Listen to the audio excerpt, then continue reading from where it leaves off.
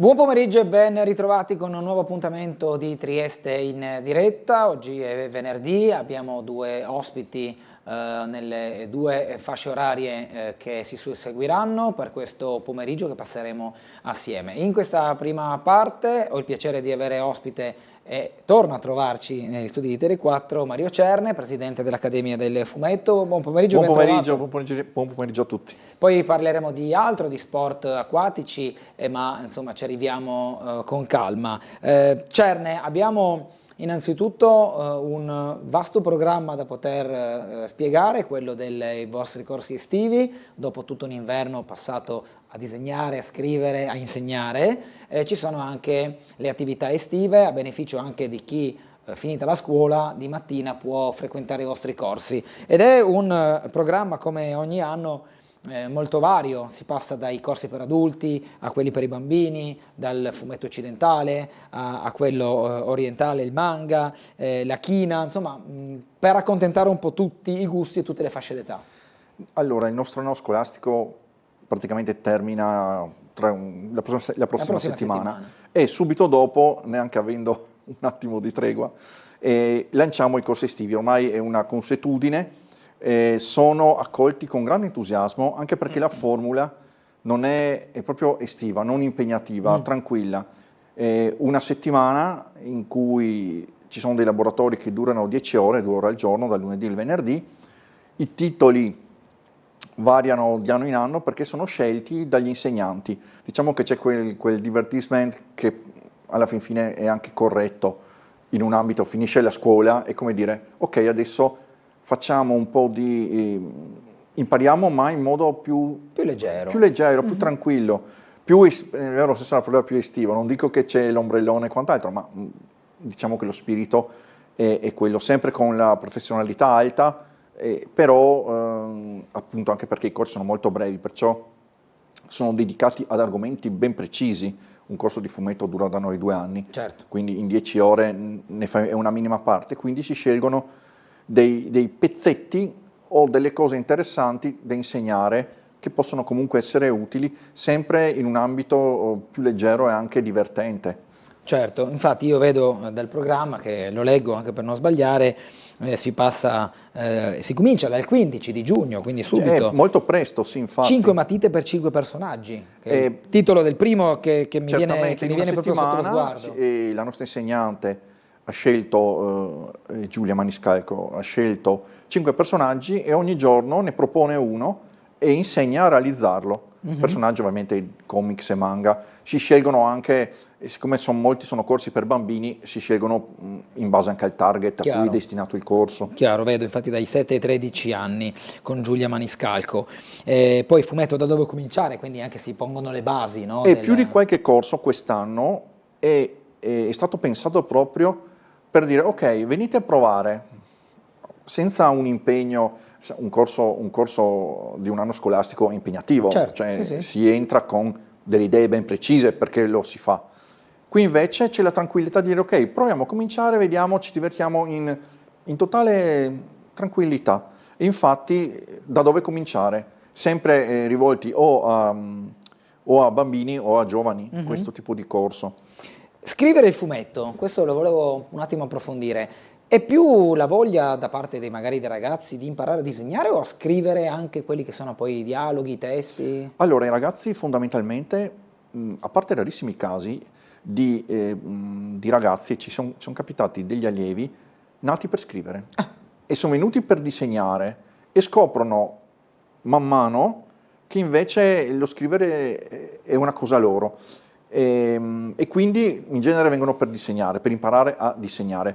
Poi disegnando sviluppano le loro storie. Questo corso breve che terrò io vedo. È rivolto a pubblico adulti ed è proprio la scrittura del fumetto, partendo anche magari da testi già esistenti, un racconto breve, trasformarlo in fumetto, oppure le tecniche per realizzare una sceneggiatura come va correttamente realizzata.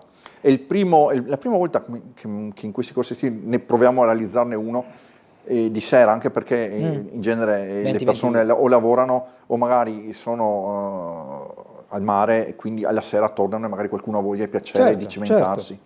Certo.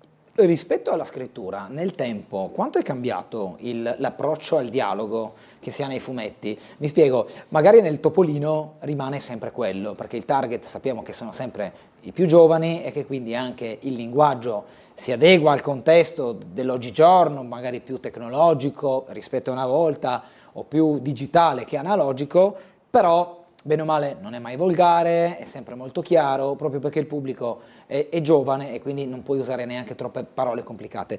In generale però c'è stato un cambiamento, io parlo in questo caso proprio nel linguaggio, secondo lei? E la società si evolve, i linguaggi cambiano, se pensiamo Tanti a inglesismi 50 magari. Al di là degli inglesismi, ma anche il fatto che utilizzando un telefonino che sono simboli, certe parole sono traslate con simboli o emoticon, cioè quindi addirittura passiamo dal dire sono felice e c'è una faccina, cioè due parole tramutate in una faccina. Quindi il cambio più che un cambio è un'evoluzione. Se si vanno a leggere ad esempio i fumetti degli anni 40-50, i text, si nota un modo di scrivere. Tra l'altro Bonelli e i suoi collaboratori derivavano dalla letteratura, cioè quindi romanzieri che si cimentavano nel fumetto. E quindi un certo linguaggio forbito, direi, che si ritrova nel Corriere dei Ragazzi dei piccoli degli anni 60-70, in questo caso a scopo didattico anche su Topolino. Se uno si mette a leggere le storie di Topolino di 50 anni fa, nota un linguaggio, un utilizzo di parole che oggi non c'è. Non sono più desuete. E anche devo dire la verità che anche imparavi a cose nuove. Adesso ovviamente il senso della lettura è molto più veloce.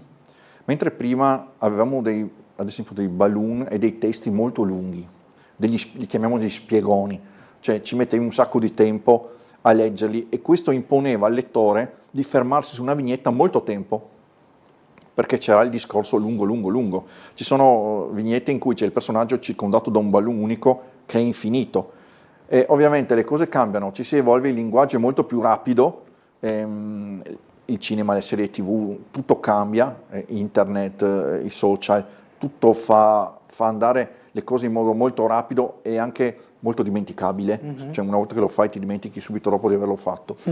E adesso invece quello che era racchiuso in un balloon gigante, in una sceneggiatura viene traslato in 5-6 balloon molto più brevi in cui c'è uno scambio, no? Più interattivo? Più interattivo. Tra personaggi.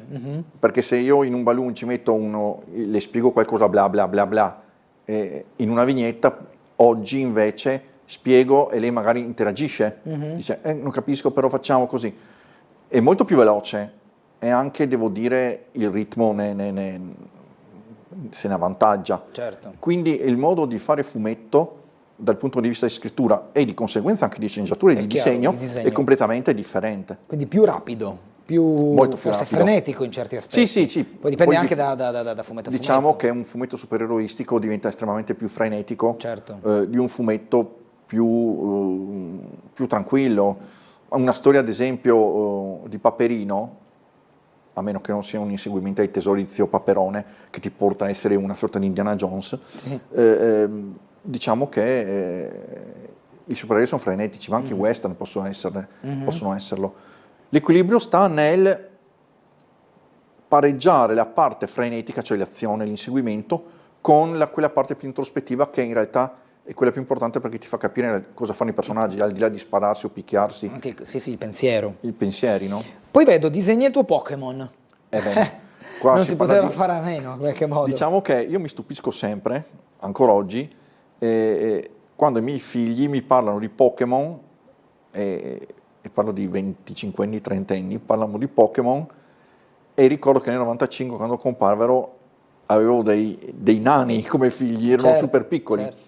Quindi un evergreen che ha in qualche modo saputo sempre, attraverso in questo caso i videogiochi e il videogioco, è stato l'intelligenza di realizzare delle storie alla portata di tutti, in cui gli scontri per ottenere i vari Pokémon in realtà non erano battaglie, erano partite. Sì.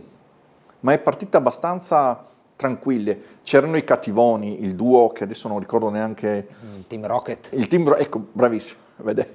Il Team Rocket. Sì. C'era il duo di cattivi che poi, cattivi per modo di dire, gli antagonisti, sì, ma in realtà alla fine tutto si risolveva come nelle comiche, tanta polvere e poi tutti felici. L'importante, il messaggio che passava era che alla fine siamo tutti amici, per quanto ci possono essere divergenze, e ci si batte con delle carte, ci si confronta con delle carte e finisce là, alla fine non muore nessuno, e la violenza è una finta violenza, cioè una lotta come può esserlo tra una competizione, come uno sport, ma uno sport, si diventa uno sport. Mi stupisce, ma questo è un merito proprio di chi li ha inventati, chi continua anche ad alimentare il tutto, e mi stupisce questo non tramonto. Io penso che tra 20 anni magari ci troveremo qua a parlare di Pokémon ancora. Il fatto che ogni tot tempo, adesso non so quantificare perché anch'io ho perso un po' traccia, ne escono di nuovi. Cioè io mi ricordo, non dico a memoria, ma mi ricordo bene i primi 151, che sono quelli originali, i primi 151. Con Pikachu, esatto, con Pikachu, con Charizard, con tutti quelli che diciamo erano un po' i must all'inizio. Poi già c'è stata una seconda tranche e già là non ne conosco neanche uno. Adesso saranno 10 tranche, ma 10 tranche da 150 l'uno. Vatti a te ricordare 2000 Pokémon. Però vede, lei ha ragione, sono 1000 Pokémon. Sì, saranno una cosa del genere. Però chi ci gioca li conosce tutti. Sì, infatti. E questa è la forza di aver traslato degli animali, rendendoli simpatici, divertenti, cicciotti, pucciosi, come si può dire. Rotondi, sì. Rotondi, pucciosi, inoffensivi in realtà, in cui insomma, alla fine uno li colleziona perché sono carini. E dico, il merito è di chi li ha inventati, di chi continua ad alimentare, perché se uno dice ok, per 5 anni non ne facciamo più nessuno, insomma le persone poi crescono e non se ne ricordano. Però c'è gente adulta che gioca ancora. C'è stata un'impennata con Pokémon Go, l'applicazione per il telefono che permetteva a chiunque con la fotocamera di vedere se, con un gioco che utilizzava la fotocamera, di vedere se nella tua città, nel giardino di casa, per la strada, ci fossero dei Pokémon ovviamente virtuali che tu vedevi attraverso l'applicazione e li potevi catturare. Poi ce li scambiamo. Ma anche ci si incontra. Sì, quindi diventa una sorta di gente che camminava col telefono. Ma c'è ancora? Sì, c'è ancora. Dico, là è stata un'esplosione del brand in qualche maniera. La socialità, alla fine, il Pokémon, al di là del gioco, dei personaggi simpatici, di tutto quello che c'è dentro, alimenta una socialità anche tra una comunità tranquilla perché non disturba nessuno. Si gioca in tranquillità. Ma comunque mi stupisce il fatto che dopo 30 anni, questi siano qua ancora sull'onda. Ma va anche bene. Sì, beh, finché c'è passione. Piovono draghi. Dal 29 giugno al 3 luglio, orario 10-12, 7-13 anni. Disegnare il drago. Elisa Stocchi, una nostra ex allieva, molti insegnanti arrivano proprio dal basso, veramente da studenti, e quindi hanno talento, soprattutto hanno il talento di insegnare, che se non ce l'hai non è scontato. I draghi, draghi uguale anche ai dinosauri, non è che siamo lontani, sono due passioni, i draghi e i dinosauri, che i bambini sono affascinati da queste creature. Traslare un drago o un dinosauro, poi alla fine non vai tanto lontano. Vero. Sì, perché ci sono draghi e draghi, però ma ce ne sono anche quelli orientali, di tante storie fantastiche. Vero. Ed è una creatura che affascina tantissimo, sia il drago che poi traslato nel dinosauro, ecco. E i bambini, cioè anche che poi vai a disegnare un rettile e c'è un'anatomia da imparare, non è che disegni il drago come ti pare. Qua è un lavoro non facile ed è però richiesto e piace tantissimo. Poi c'è il drago fantasy, il drago nordico, il drago giapponese. E veramente, guardi, il Bahamut, come dire, no? C'è materiale ed è estremamente affascinante. Questa lezione, questo corso che è specifico sui draghi, ha un'influenza data o dovuta anche da ambienti come Dungeons and Dragons o affini? Può essere. Dove c'è proprio Ma una componente di draghi importante. Gran parte della narrativa fantasy ci ha veramente un po' anche travolto, se parliamo di Signore degli Anelli, Tolkien, certo, Tolkien, Martin Come con no? Sì. il Trono di Spade, ma tutto quello che è fantasy deve avere due cose: la magia, Sì. che rende Harry Potter, e i draghi o qualcosa di simile. Sono le due cose i due piatti della bilancia che in un racconto fantasy o fantastico in genere non manca, perché la magia è l'imponderabile. E invece il drago è un elemento che esiste, cioè come può essere un cavallo, un unicorno, un cavallo alato, o anche il compagno fedele che è un cane. Molti eroi dei fumetti negli anni 30-40 avevano come amico un cane, cioè, che non ti tradisce mai. Il drago assume anche questa rilevanza, sia nella letteratura fantasy che anche nel fumetto, e in questo caso nel poterli rappresentare. Esatto. Eroi ed anteroi, sempre dal 29 giugno al 3 luglio, qui si mettono assieme buoni e cattivi? Buoni e cattivi. Spesso e volentieri, se tu riesci a creare un cattivo estremamente intrigante, ed è quello che paradossalmente interessa di più, sì, rendi il buono ancora più forte, perché la luce riflessa del buono dice ok, io ho un cattivo terrificante, devo essere fortissimo per vincere, certo, o avere delle qualità morali che mi permettono di vincere. E dico sempre che la grande invenzione nella saga di Guerre Stellari fu la scena in cui Darth Vader dice io sono tuo padre, e là scombina tutto, smonta tutto, e il cattivo cosa diventa? Cioè diventa anche ok, è mio papà, ma è il super cattivo è mio papà, e io chi sono? Quindi gli eroi, gli antieroi, poi ci sono eroi grandissimi e cattivi, tra virgolette, perché bisogna lavorarci bene sul cattivo. Più ci lavori bene, meglio ti riesce l'eroe. Ma secondo lei, Cerne, quando bisogna creare una storia, si parte dal cattivo più che dal buono? O viceversa? Cioè, se lei dovesse creare da zero una storia, anche breve, partirebbe dall'antagonista o dal protagonista? Li svilupperei in qualche modo tutti e due assieme. Mi divertirebbe sicuramente di più l'antagonista, o addirittura una protagonista femminile, che è complessissimo da realizzare. Un personaggio femminile che abbia un senso e una sua forza è difficile da realizzare, senza cadere nei soliti cliché. No, certo.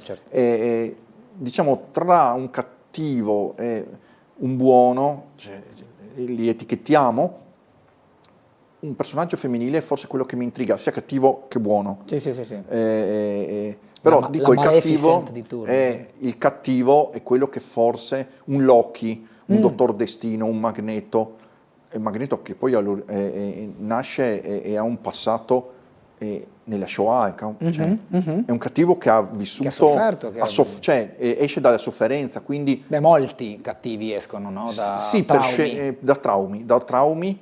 Anche il Joker, il Joker, Dottor Destino e quant'altro, però la Shoah è un trauma talmente grande nell'animo di un ragazzino che insomma, c'è poco da dire, che ti cambia.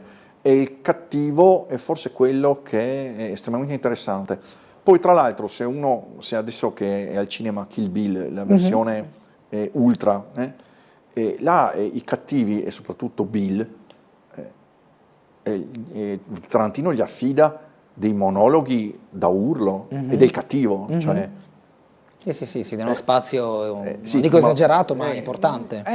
Perché la psicologia del cattivo crea quella del buono. Ma è vero che spesso, per valori assoluti, il cattivo è più forte del buono, ma il buono vince, banale, con la bontà, cioè col sentimento, cioè con il fatto che riesce, perché vuole salvare gli altri, perché vuole che la giustizia ritrionfi, a superare anche il gap di potere che c'è fra i due? Allora, diciamo che in genere il cattivo si pasce un po' della sua forza. Il buono deve trovare dentro di sé, ed è questo che il cattivo fa fare, le energie insospettabili e che magari pensa di non neanche avere neanche. o il coraggio o la moralità per poter sopravanzare. Questo è quello che accade. Poi trovi, se costruisci bene il cattivo, poi lo rendi anche simpatico. Certo, lo rendi anche simpatico. Un cattivo riuscitissimo al cinema è stato Willem Dafoe nel primo Spider-Man di Raimi. Il suo Goblin, il Goblin era veramente maligno. Sì. Cioè, a parte che l'attore si prestava particolarmente bene. È un po' disturbante, cioè, ti disturbava, però l'immagine che ne usciva di questo cattivo era veramente maligna.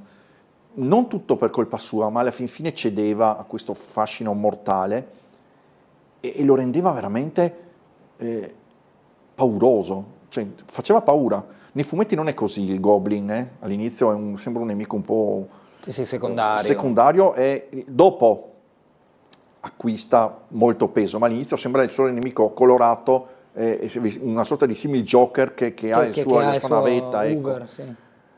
Però nel film Raimi riesce a me veramente ha colpito, addirittura più dello Spider-Man, cioè io fanatico di Spider-Man, però quel personaggio mi ha colpito tantissimo. Ad esempio nel secondo film Octopus aveva molto più umanità, c'era molta umanità nel personaggio di Octopus che non nel Goblin, che proprio è la malignità assoluta. Poi c'è un altro antagonista di Spider-Man che è molto enigmatico, che è Mysterio. Devo dire che riuscito o non riuscito, c'è Jake Gyllenhaal, se non sbaglio, nel film di Tom Holland, che dovrebbe essere il No Way Home, vado a memoria, mi pare di sì. Che è un personaggio che si presta a essere molto spesso il buono, quello almeno l'attore, l'ingannatore, e poi scopri che in verità ti raggira. Ricordo che da bambino, quando lessi, avevo 10 anni, 8 anni avrò avuto, quando lessi la prima storia di Mysterio, per me, ma chi è questo? Mi affascinò tantissimo. Ma chi è quella boccia? Sembra la boccia del pesce rosso. Cioè, adesso magari fa un po' ridere, però al momento, quando lo vedi per la prima volta, e sei ragazzino, io ero, cioè, ma chi è questo qua? L'ho amato tantissimo, e da subito. Immagino. La posa, c'è anche un corso essenza della posa. E qui particolare perché è un corso differente, in cui tramite una modella vestita, che si presta a essere disegnata e interpretata da chi partecipa al corso. In genere c'è la modella che si mette in posa, è vestita, si mette in posa e c'è da lavorarci. E forse la cosa più complessa, perché non è solo copiare, è cercare di capire la persona che sta di fronte e il perché della posa. Perché sono pose studiate anche per accentuare stati d'animo, ed è un corso veramente Pamela Venuti, la nostra insegnante, l'ha già proposto, l'anno scorso ha avuto un bellissimo successo, perché è una sfida, è difficile. Immagino, infatti vedo che dai 16 anni perché bisogna essere anche particolare. Ma no, anche preparati anche all'esperienza. Perché io sono qua e vedo lei in questa posa, se sono in un'altra posizione vedo qualcosa, un'altra persona vedo. Quindi è da dire un corso complesso, però io credo che anche queste cose differenti anche dal fumetto, che poi ti aiutano, perché se devi realizzare qualcosa di realistico e che convinca nel movimento, insomma alla fin fine i personaggi non possono essere bloccati nelle vignette, devi farli andare. Ovvio. I manga, che sono un evergreen, qua sfondiamo portoni aperti e abbiamo più corsi, perché corsi, c'è una domanda crescente alta, con un'età che si sta abbassando e che il manga sta sostituendo, se non l'ha già fatto, Topolino. Topolino già proprio l'età. Allora dipende tantissimo dalle famiglie, innanzitutto perché sono le famiglie che comprano i fumetti ai bambini, però i genitori giovani sono vissuti con l'entrata dei manga li hanno letti e quindi è più facile, che passino anche ai figli la loro passione, che poi tra l'altro hanno la possibilità di poter vedere tramite telefonino e anche sulle piattaforme. C'è una marea di anime e di quant'altro. L'offerta di manga è sterminatissima, anche troppo. Un po' dispersiva. Diciamo forse quello che manca è un attimo il fatto che, essendoci tanti, manca un effettivo controllo su cosa i ragazzi anche acquistano, perché ci sono titoli da bollino rosso che i bambini parlo di 9-10 anni, portano in classe perché evidentemente li comprano, ma un bollino rosso mi dice tante cose, perché un bollino rosso vuol dire attenzione al contenuto, se no sarebbe un bollino rosso. Certo. E il manga è il fumetto del presente, che sostituisce tante cose. Innanzitutto la mancanza di riviste per bambini e ragazzi. L'ultima che è rimasta... La vecchia Pimpa. Al di là della vecchia Pimpa, che era veramente un signor prodotto per bambini, ma parlo di Corriere dei Ragazzi, il giornalino, il Corriere dei Piccoli, sono cose che ormai non si vedono più. Queste riviste erano anche propedeutiche proprio alla lettura, ci lavoravano i più grandi autori italiani e anche stranieri, perché qua si parla di Pratt, Toppi, Micheluzzi, o anche da fuori, Lucky Luke, Blueberry, Asterix, sono stati pubblicati su queste riviste, sul giornalino e il Corriere dei Piccoli. Manca questo, stanno cedendo le edicole, ce ne sono sempre meno, quindi automaticamente tu vai in fumetteria e la fumetteria ti offre invece un mercato differente, il manga e il fumetto classico, Bonelli, supereroi e quant'altro. E diciamo che è il fumetto del presente, perché mancano certe cose che compensino. Topolino è un caso a parte, perché dal mio punto di vista si sta trasformando in qualcosa che non è più per bambini, ma per lettori giovani / adulti. Pubblicano fumetti bellissimi, ma l'ultimo capolavoro, Paperone in Atlantide, è tutto meno che un fumetto per bambini, è un fumetto sì con Paperone. Forse perché segue la generazione che l'ha vissuto, no? Anche. Però sa, dietro la generazione che è nostra ci sono i più piccoli. Certo. E vedo che un po' manca questo. Poi le dinamiche editoriali italiane è difficile andarci addentro. No, immagino. Abbiamo in realtà un duopolio, che è Panini che ha tutto e Bonelli che ha il resto. E mentre in Bonelli abbiamo un pubblico che è una generazione, quella prima di me. Questo è. Mentre manca la generazione, quella di mezzo, leggi un po'. I giovanissimi si buttano sul manga perché il text per loro è incomprensibile, per quanto magari scritto bene, disegnato anche, cioè fatto anche bene, no? Dylan Dog. Già Dylan Dog è una cosa nostra e non per i ragazzi, è da 40 anni di vita. Ma anche Diabolic, se vogliamo. Beh, Diabolic ha 70 anni di vita. Allora, dobbiamo andare verso la chiusura. Mi piace però ricordare che tutte le vostre attività estive, anzi buona parte, perché è più corretto credo, delle vostre attività estive, soprattutto per i più piccoli, hanno il valore aggiunto di una collaborazione con i supermercati Bosco. Certo, perché abbiamo questa partnership con loro e offriamo una merenda ai bambini che fa da sosta alle lezioni, così anche per rendere lo stare in accademia non un mero disegno e basta, ma un momento anche in cui si mangia assieme. Ricreativo. E tra l'altro volevo anche dire, il 13 giugno abbiamo l'Open Day. Open Day. Dove si svolge? A che ora? Noi siamo nella sede nostra di via Torrebianca 41, dalle 9:30 a mezzogiorno e mezza è dedicato ai bambini. Dalle 15 alle 19 invece a tutti gli altri giovani e adulti. Bene, quindi segnatevi il 13 giugno l'Open Day dell'Accademia del Fumetto. Grazie Mario Cerne. Grazie a voi. Lei sa benissimo che potremo andare avanti ancora mezz'ora, però il tempo è quello che abbiamo. Quindi ci vedremo presto allora per continuare. Grazie al Presidente dell'Accademia del Fumetto di Trieste Mario Cerne. Noi ci fermiamo per qualche minuto, ci ritroveremo tra poco.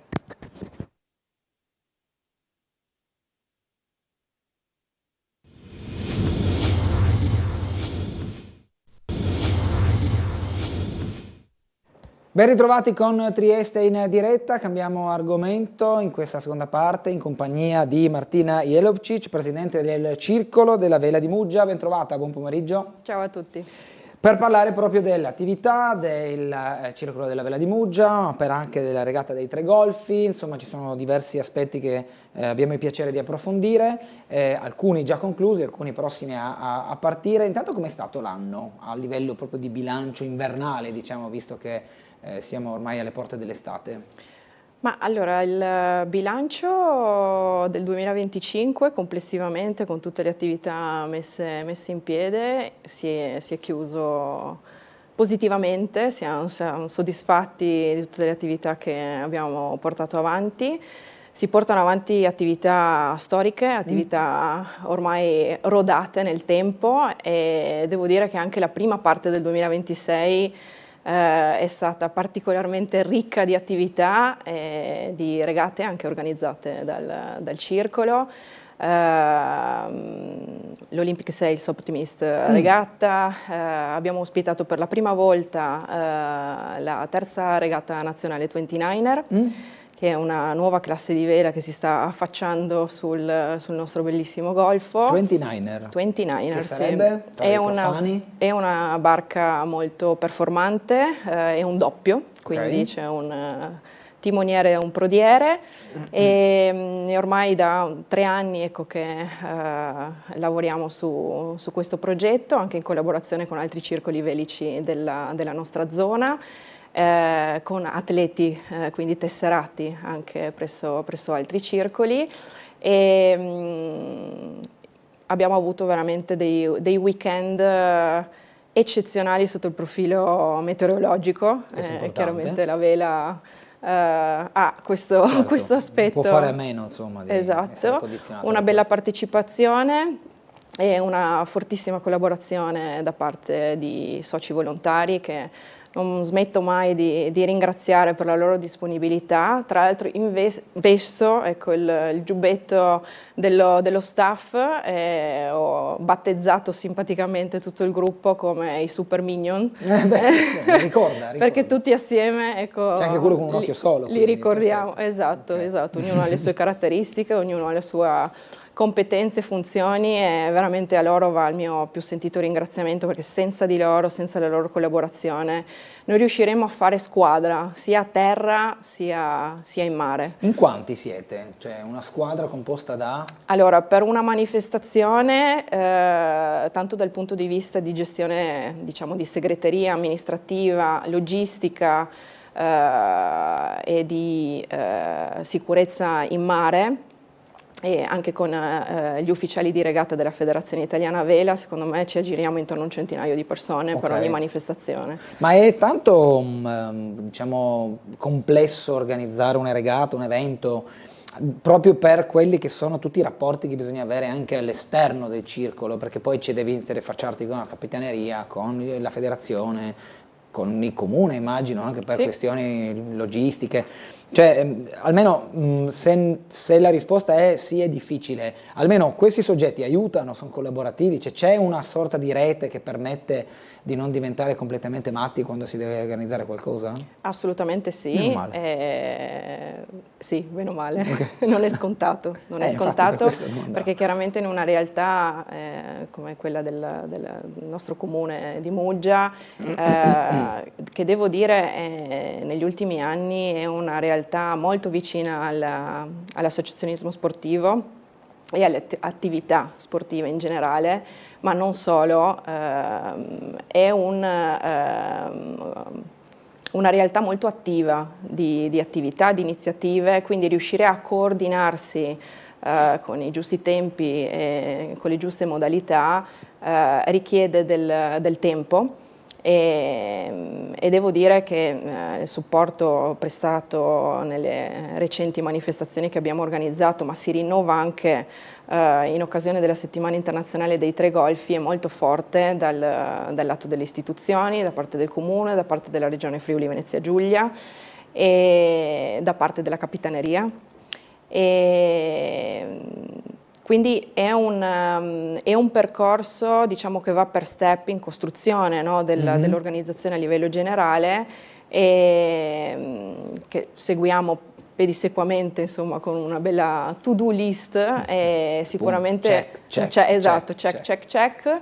E di questo, insomma, dobbiamo veramente ringraziare la professionalità e la competenza della nostra Giovanna Bertocchi, che più di quanto non riesca a fare io, ecco, coordina e gestisce tanto le persone a terra quanto il rapporto anche con le relazioni con le istituzioni pubbliche. Cosa ci aspettiamo da questa Muggia Portorosa Muggia? Ma innanzitutto bel tempo. Da questo sì. E cambuse belle ricche di birra, di prosecco, prosciutti, sono sì manifestazioni sportive che hanno anche un discreto grado di competizione, ovviamente tra gli equipaggi e tra gli armatori che vi partecipano, però insomma è una festa del mare, è una festa dello stare assieme, del socializzare, e speriamo di avere impegnati a bordo anche i nostri giovani atleti. Questo è non soltanto, diciamo, la prosecuzione della tradizione della vela d'altura nella nostra zona, ma anche, secondo me, un importante esempio che diamo ai ragazzi giovani, che passa attraverso l'impegno, passa attraverso il mettersi in gioco, ecco, anche in questo tipo di contesto. Ecco, di solito sono i numeri che riescono a dare anche un po' l'idea, le dimensioni del gradimento, del successo di eventi o anche di organizzazioni di vario tipo. In questo caso i numeri sono dalla parte dell'evento negli anni? Allora, i numeri non sono dalla parte dell'evento, nel senso che la Muggia Portorosa Muggia, ad esempio, che insomma è la regata, se vogliamo, un po' regina, no? Tra questo trittico, questo trittico di regate, è arrivata la sua 49esima edizione. Quindi se andiamo indietro, andiamo verso i 50, e se andiamo indietro nel tempo, il contesto storico-politico, no? Soprattutto della nostra zona, era ben diverso, no? Da quello di oggi. Però la normativa va avanti, no? Quindi ci sono degli aspetti, ecco, da considerare, che magari ad oggi rende un po' meno appetibile la partecipazione da parte di tante imbarcazioni. Sulla linea di partenza, che è una linea di partenza unica per tutte le imbarcazioni che si iscrivono, partecipavano fino a 200 imbarcazioni. L'obiettivo sempre, in qualche modo, mio e di tutto lo staff, è di riuscire a vederne almeno un centinaio. Ecco, Ma se posso domandare, quali sono stati gli ostacoli nel tempo?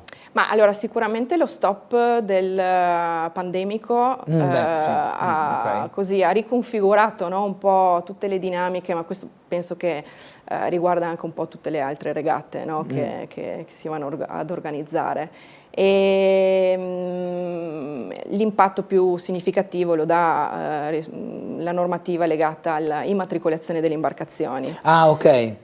Esatto, quindi abbiamo dovuto ristrutturarci, no, nel corso del tempo. La Muggia Portorosa Muggia oggi ha una doppia veste, una veste hybrid e una veste traditional, proprio per, diciamo, riuscire a venire incontro a questo aspetto, ma dar comunque la possibilità a quante più barche di partecipare alla regata su quelle 2 giornate. Come sta procedendo la preparazione alla regata dei Tre Golfi? Allora, le iscrizioni sono aperte, bisogna iscriversi sul sito del Circolo della Vela Muggia, dove ci sono tutte le indicazioni, incluso anche il bando di regata, e a partire dalla prossima settimana, da martedì, sarà possibile presentarsi in segreteria da noi per ritirare i gadget. Qual è lo spirito che bisogna avere per partecipare, oltre a, diciamo, a una questione agonistica? Proprio prima si parlava di cambusa, si parlava di socialità, di giovani anche, no? Da mettere nelle imbarcazioni. È un po' questo, cioè guardare al futuro, però con una regata che si appresta a fare 50 anni. Esatto, io penso che tutti noi, insomma, abbiamo la responsabilità di portare avanti un messaggio, no? Attraverso lo sport. E la Muggia Portorosa Muggia ne porta uno particolarmente significativo, perché appunto 49 anni fa questa regata, e attraverso questo sport abbattevamo i confini. Esatto.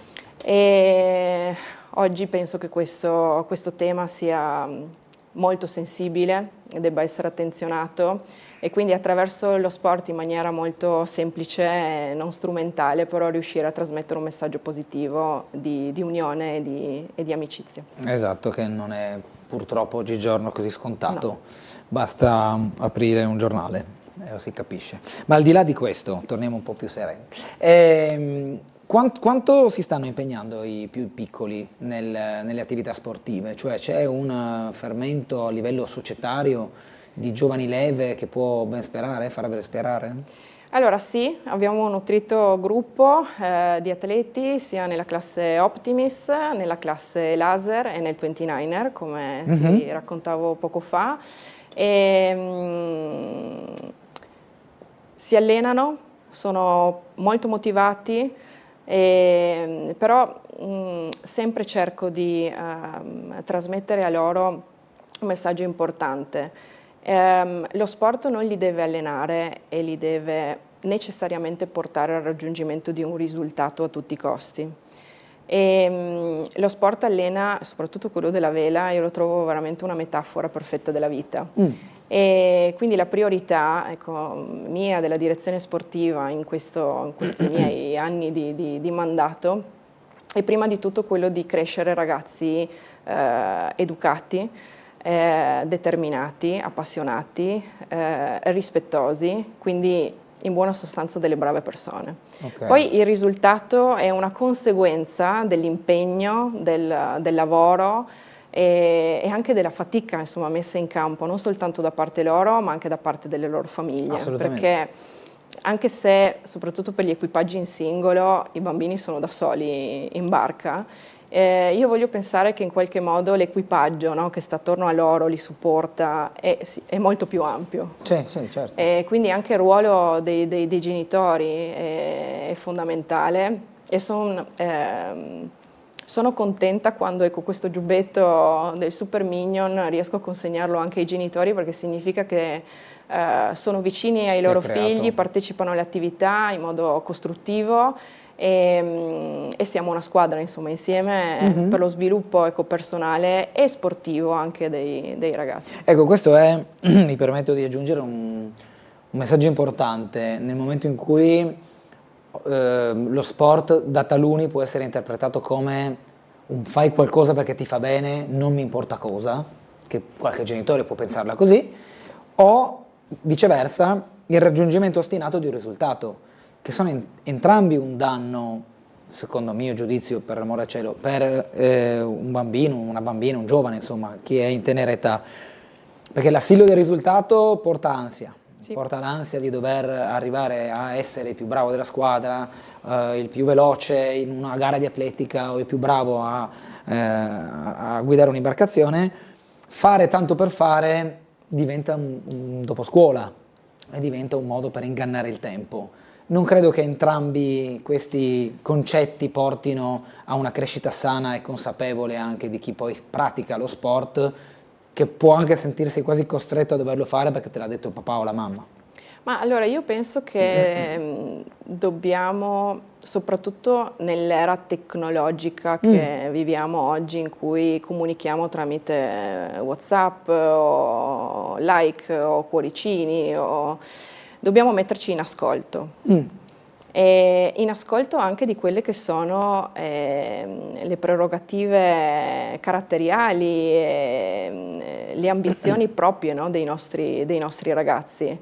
Non è sbagliato fare sport tanto per, l'importante è essere impegnati in qualcosa che li tenga interessati. Esatto, interessati, curiosi, stimolati. Poi il percorso, il tempo e anche, insomma, le persone che incontreranno lungo il cammino scolastico e poi professionale gli permetterà di capire qual è la loro vera ambizione. L'importante, credo, è lasciarli esprimere e ascoltarli, ecco, non riversare magari un'aspettativa no, che potrebbe essere ricondotta a noi stessi, certo, no? Sì, penso che questo sia importante, e proprio per cercare di dare ai ragazzi uno sviluppo il più possibile armonico, no? All'interno del nostro circolo.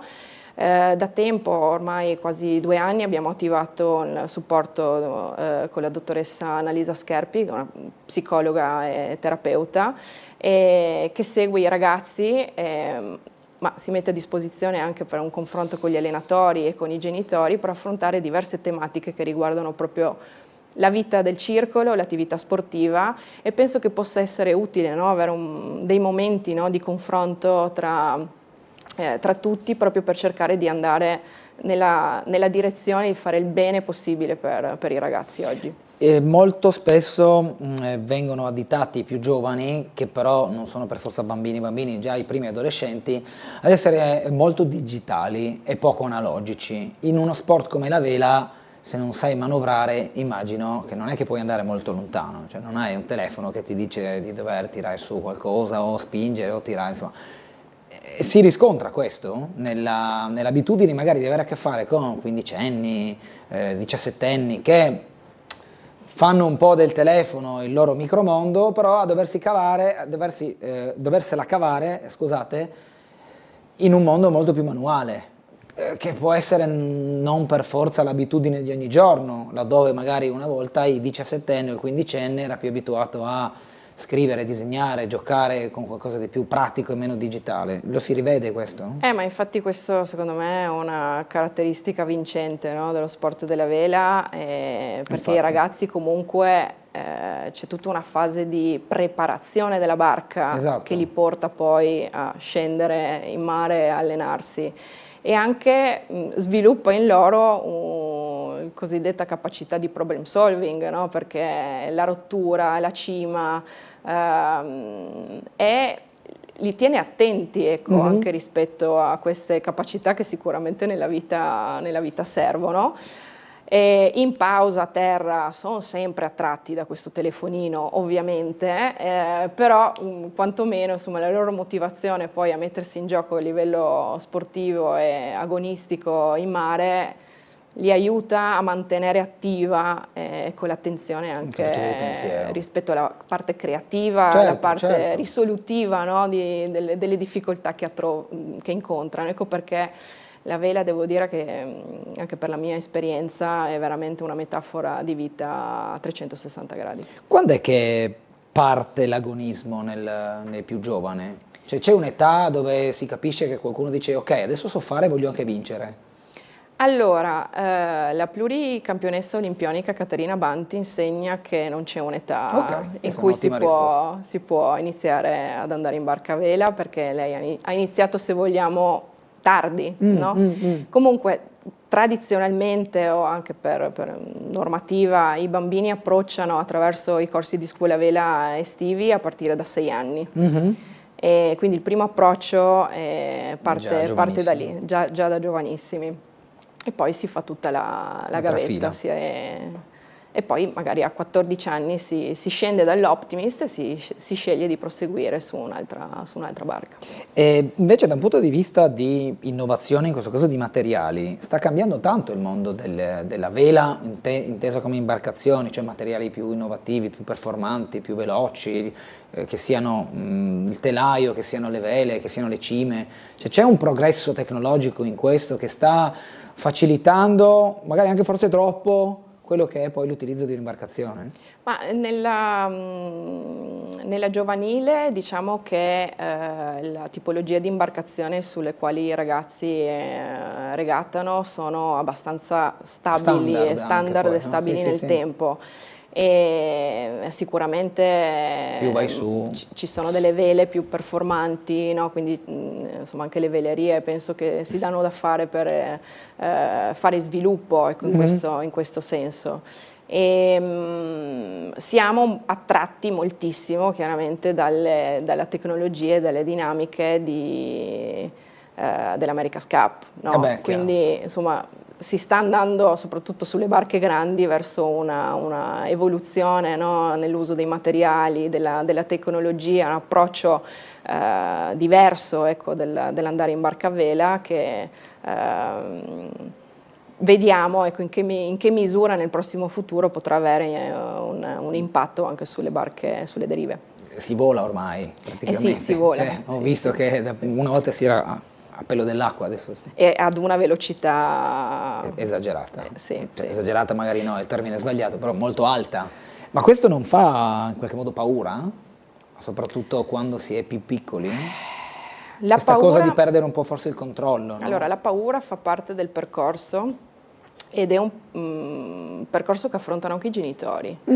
Perché insomma, ci si può così medesimare un genitore che vede proprio figlio a 6 anni da solo in barca in acqua, certo, no? Certo. Quindi in qualche modo la vela allena anche chi sta a terra, no? Palpitazioni, si mette il cardiofrequenzimetro ai genitori anziché ai bambini. Però dico sempre, soprattutto durante i corsi di scuola vela, quando ho occasione di vedere i bambini che arrivano alla consegna del diploma, no? Noi consegniamo il diploma ai bambini che frequentano il corso e chiedo sempre loro chi ha avuto paura. E magari c'è sempre la remora, no? Di alzare la mano e di dire... Forse per vergogna anche. Forse per In realtà dico loro che questa cosa è assolutamente positiva e sana, perché la paura, soprattutto quando abbiamo a che fare con un ambiente come quello marino, no? Dobbiamo averne grande rispetto. Quindi talvolta la paura deve essere anche affrontata come un elemento positivo che ci insegna dove è il nostro limite, no? Fino a dove dobbiamo spingerci. E non c'è niente di male a dire di aver avuto paura. Vero, ecco. È vero. E i genitori lo dobbiamo ammettono demonizzare. invece, che hanno avuto paura per i figli, forse loro no, per fare un po' i gradassi. Ma magari non te lo dicono esplicitamente, ma magari lo noti, no? E quindi sì. in questo, anche con il nostro staff, che abbiamo tutti allenatori certificati, Federazione Italiana Vela, si fa rete, fa parte del percorso.